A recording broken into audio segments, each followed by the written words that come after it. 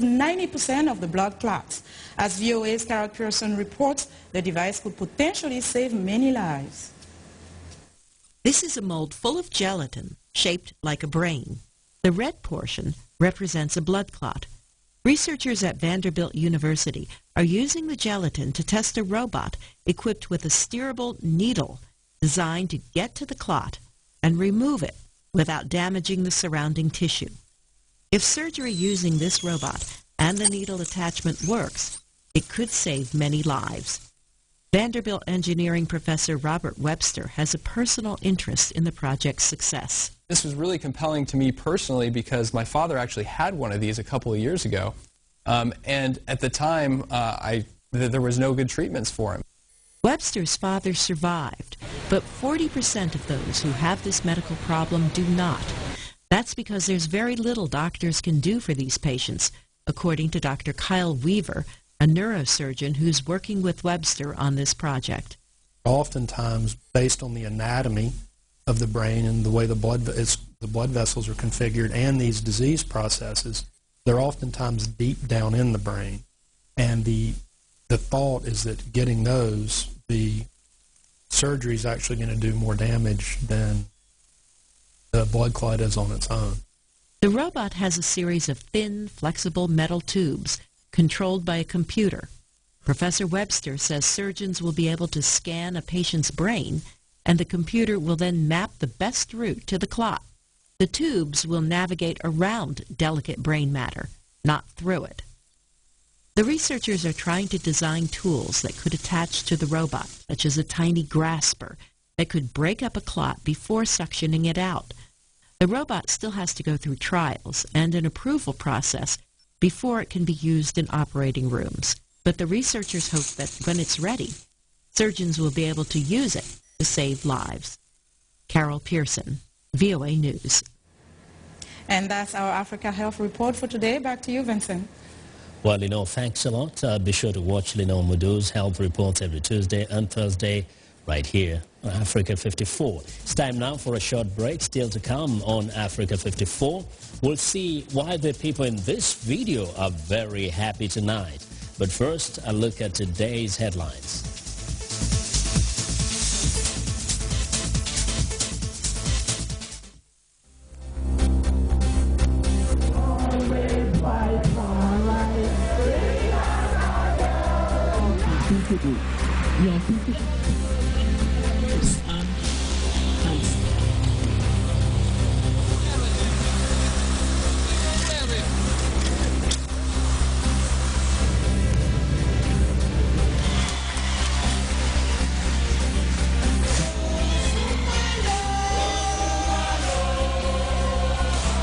Thank you, Chief Justice. Le Premier ministre, dont je salue le courage, le sang-froid, l'esprit patriotique.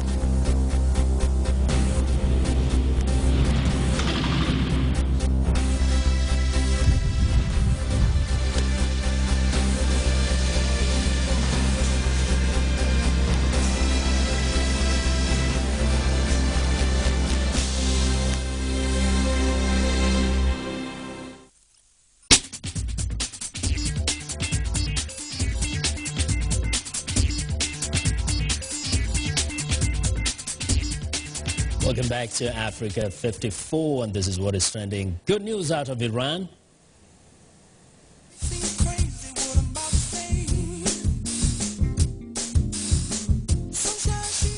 Now, 5 of the 6 people who were arrested in Iran for involvement in the YouTube video that showed dancing to Pharrell Williams' song Happy have been freed. This, according to the International Campaign for Human Rights in Iran, citing a source close to the families. The director of the video was not released. The 3 men and women were arrested for producing, quote, an obscene video clip that offended the public morals. As for Pharrell, he was very unhappy about the arrest. The Twitter hashtag #FreeHappyIranians went viral after the arrests. Now, the 2014 Atlantic hurricane season predictions are out today. The National Oceanic and Atmospheric Administration, or NOAA, forecasts about a dozen storms in the Atlantic, including a couple potentially strong hurricanes over the next few months. But the accuracy of such long-range projections is often criticized. VOA's Roseanne Scabo looks at the tools meteorologists use to make their forecasts. 24 hours of filter data and everything. Right. NOAA's fleet of satellites tracks the world's weather 24 hours a day, 7 days a week. We had a special event on this particular satellite. Tom Boyd is on the controls for a satellite positioned over the United States. We just kind of brought it out of semi-storage and just started up the schedule. So we're expecting to see a few limits flag out until the thing settles down to satellite, probably over the next 24-hour period. Boyd is among the dozens of aerospace engineering technicians who make sure the satellites and instruments run properly. They reset something which probably caused that to go out. Yeah. Some circle the globe, others hover. The challenge is to get as accurate a picture of the atmosphere as possible, says NOAA's Mike Condrey. They give you the temperature, the winds, the humidity, the kind of information, and that data is put into the computer models that the National Weather Service runs, and those computer models are what give people the long-term forecast, 3 days, 5 days, 7-day forecast to prepare. Those long-term forecasts can save lives. Condrey expects predictions to get even better with the launch of the Joint Polar Satellite System in early 2017. What these will provide is about an order of magnitude, in other words, about 10 times more volume of data on the atmospheric state of the winds, the temperature, and the humidity in the atmosphere. That information will improve the day-to-day forecast. Seasonal forecasts rely on even more data sources. In addition to satellites, they depend on observations from ships and ocean buoys that record temperature. NOAA and Colorado State University issue annual hurricane reports to let planners and the public know what to expect. Warmer than usual waters in the tropical Pacific generally indicate fewer storms in the Atlantic. Climate data from the tropical Atlantic provides similar clues, says CSU research scientist Philip Klotzbach, who spoke via Skype. If the waters are warmer than normal, that tends to mean there's more fuel for the developing storms. If the atmospheric pressures are lower than normal, that tends to mean that the atmosphere is more unstable and more conducive for storms to form and to intensify. It's an inexact science. Last year's Atlantic hurricane season was predicted to be active. It wasn't.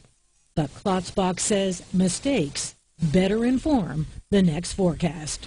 It is working. There we go. Roseanne Scabo, VOA News, Washington.